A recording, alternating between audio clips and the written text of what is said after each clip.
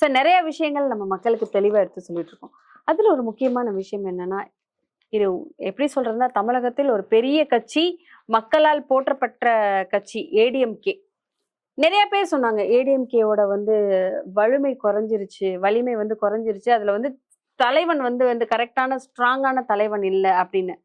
EPS ஐயா இப்போ recent டைம்ல ஒரு இன்டர்வியூ கொடுத்திருந்தாரு.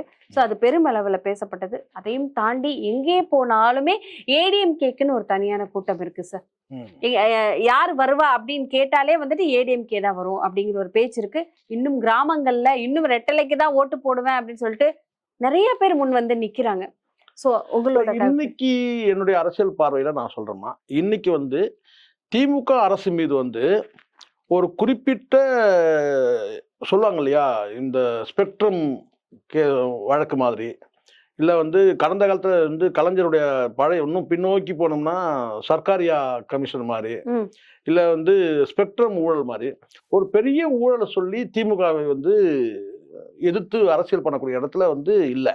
எல்லாம் அங்குன்னு நடக்கக்கூடிய சின்ன சின்ன விஷயங்கள் விட ஒரு மாவட்ட அளவில் ஏற்படக்கூடிய பிரச்சனைகள். இப்போ உதாரணத்துக்கு கொஞ்ச நாளுக்கு முன்னாடி இந்த ஏயு இருக்கட்டும், இப்போ லாக்அப் டெத்தாக இருக்கட்டும், இந்த ஆணவ கொலை, இந்த மாதிரி விஷயங்கள் தான் இருக்க தவிர திமுக அரசு வந்து மிகப்பெரிய ஒரு ஊழல் செஞ்சு அது வந்து மக்கள் மத்தியில் வந்து அம்பலப்பட்ட மாதிரி இது வரைக்கும் செய்தி இல்லை. அது வரைக்கும் திமுகவுக்கு வந்து வலிமை இருக்கு.